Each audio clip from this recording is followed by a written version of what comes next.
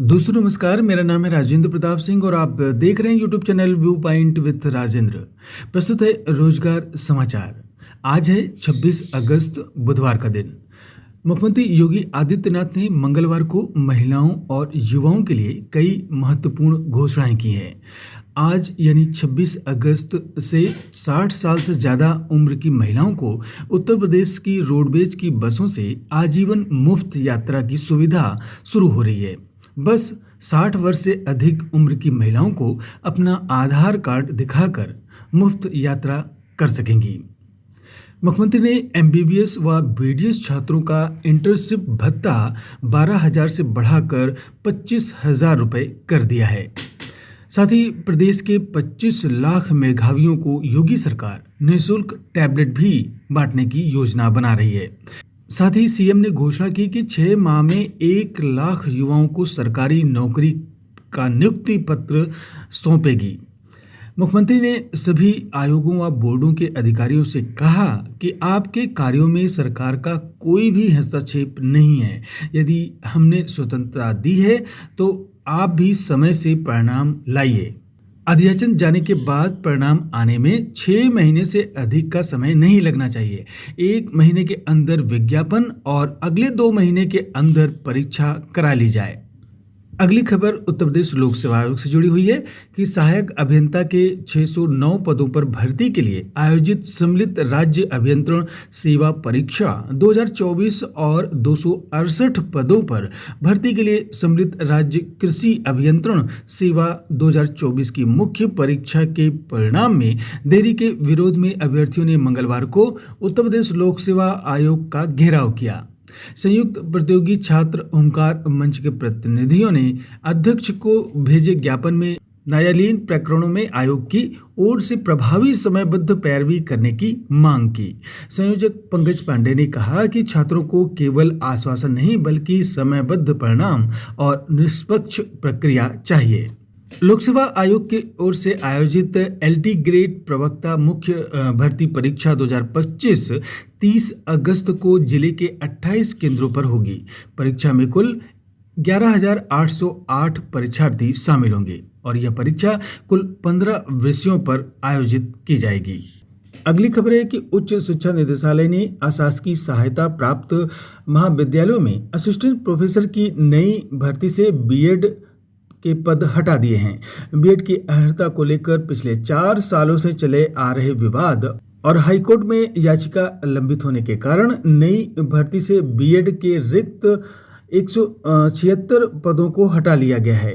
पहले उच्च शिक्षा निदेशालय ने उत्तर प्रदेश शिक्षा सेवा चयन आयोग को 2107 पदों का अधियाचन भेजा था। चयन आयोग ने कुछ विषयों के सहवर्ती विषयों को लेकर उच्च शिक्षा निदेशालय से स्थिति स्पष्ट करने को कहा था। दोबारा अधियाचन भेजते समय निदेशालय ने बीएड के पद हटा लिए हैं ताकि भर्ती में किसी प्रकार की अड़चन न हो और अब कुल 42 विषयों में चयन होगा। उत्तर प्रदेश लोक सेवा आयोग ने प्राविधिक शिक्षा विभाग के तहत पॉलिटेक्निक में प्रवक्ता के 26 पदों पर साक्षात्कार के लिए 33 अभ्यर्थियों को सफल घोषित किया है। अगली खबर है कर्मचारी चयन आयोग ने स्टेनोग्राफर ग्रेड सी और डी परीक्षा 2025 का अंतिम परिणाम मंगलवार को घोषित कर दिया है।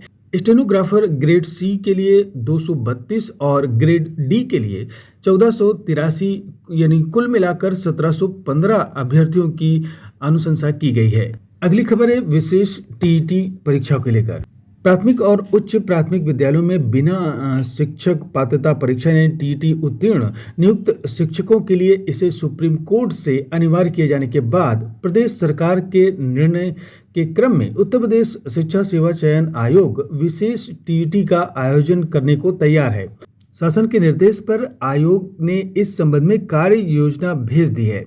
आयोग 2, 3 और 4 जुलाई को सभी के लिए यूपी टीईटी का आयोजन कर चुका है। इस कारण उसी अर्हता और उसी पैटर्न पर केवल शिक्षकों के लिए विशेष परीक्षा कराने में उसे कोई अड़चन नहीं है। सुप्रीम कोर्ट ने सितंबर 2025 के एक निर्णय में विद्यालयों में नियुक्त उन सभी शिक्षकों को जो 2 वर्ष में टीईटी उत्तीर्ण होना अनिवार्य किया था जिनकी सेवा 5 वर्ष से अधिक शेष है।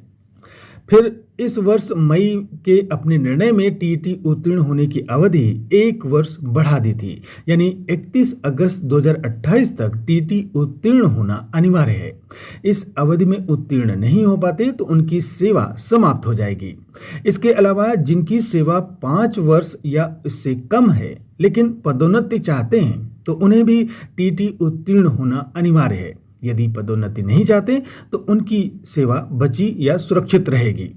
अगली खबर उत्तर प्रदेश लोक सेवा आयोग में बीईओ यानी कि खंड शिक्षा अधिकारी से संबंधित है। यूपी में करीब 238 खंड शिक्षा अधिकारियों का अध्याचन तैयार होने के बावजूद लोक सेवा आयोग के ई पोर्टल पर अपलोड नहीं हो सका है। सूत्रों के अनुसार शासन स्तर पर यह अध्याचन अभी लंबित है। निदेशालय सूत्रों के मुताबिक बेसिक शिक्षा विभाग खंड शिक्षा अधिकारियों की कमी से जूझ रहा है। प्रदेश के 75 जिलों में 1031 खंड शिक्षा अधिकारी होने चाहिए।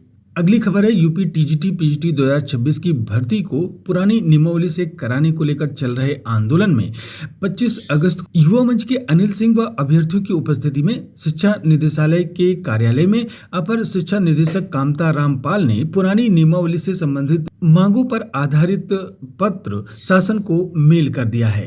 टीजीटी पीजीटी की नई भर्ती में नई नियमावली के तहत परीक्षा कराए जाने से लेकर अभ्यर्थी काफ़ी संशय में हैं और स्थिति स्पष्ट न होने से वो आंदोलन उनका जारी है।